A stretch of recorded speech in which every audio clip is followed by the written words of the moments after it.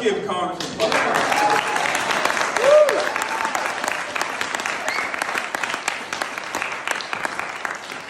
We are so grateful to have him here in Pennsylvania with us today, but we're even more grateful to have him serving in Congress and fighting for each and every one of us.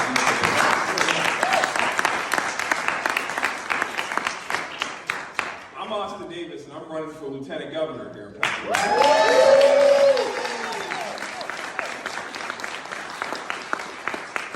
You know, to pick up a little bit where Congressman Clyburn left off, he talked about the progress we've made over the years.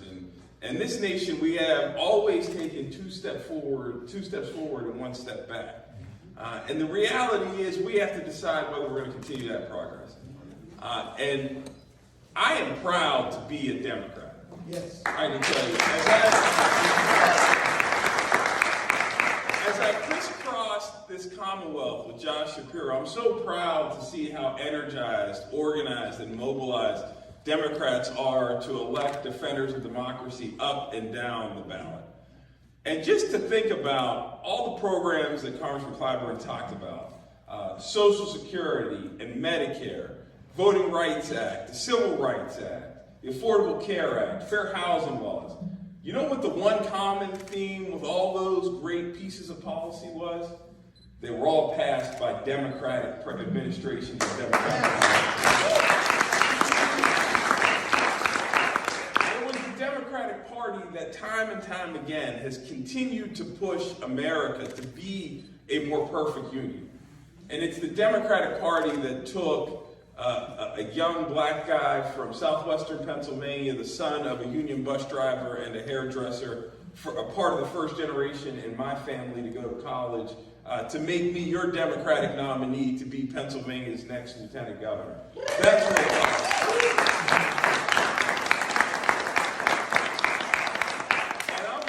Pennsylvania's first black lieutenant governor.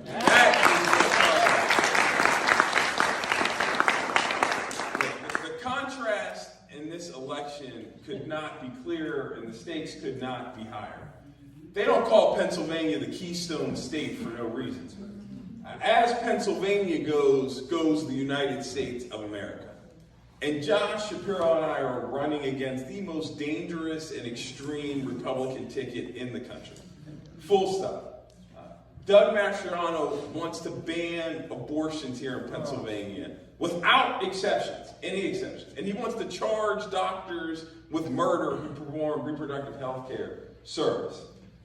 He talks about decertifying election machines and throwing out votes. And let's be clear about where he's talking about doing that. He's talking about doing that in black and brown communities all across this Commonwealth. So if you want to protect our most sacred fundamental rights and freedoms, you got to vote this year. You got to get off the sidelines, you got to get in the game, and you got to fight for a brighter future. Because we don't want to wake up on November 9th and not recognize Pennsylvania and not recognize the United States of America. I don't know about you, but I remember what the day after election felt like in 2016. I remember that feeling in the pit of your stomach for the first time. We didn't know where we were headed as a nation. And this is our opportunity for the next 10 days to work like hell to make sure we don't have that feeling again. I'm here to tell you, Josh Shapiro and I are running to move Pennsylvania forward, to create an economy that works for everyone, that lifts everyone up and leaves no one behind, to fight for a Pennsylvania that makes sure every child has the opportunity to get a quality education here in Pennsylvania. I wouldn't be here today if it wasn't for strong public schools and a strong public university and even better public school teachers who poured into me and made me believe that I could achieve anything that I set my mind to. And we're fighting to make sure every community in Pennsylvania is safe. No community should have to live in the shadow of gun violence. I got my start in public service when I was 16 years old and somebody got shot on my block.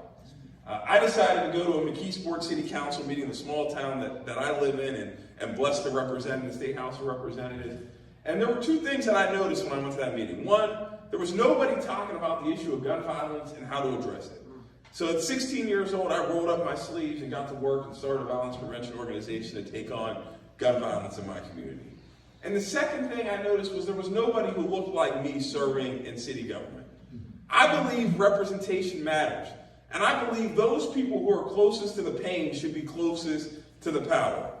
The decisions we make every day in Harrisburg disproportionately affect black and brown and working class communities all across this Commonwealth. That's who ought to be sitting at those tables in those rooms making those decisions. And I'm here to tell you that's exactly what you're going to get when Josh Shapiro and I are lucky enough to serve you as Pennsylvania's next governor and lieutenant governor. We will never stop fighting for a brighter future for each and every single one of us.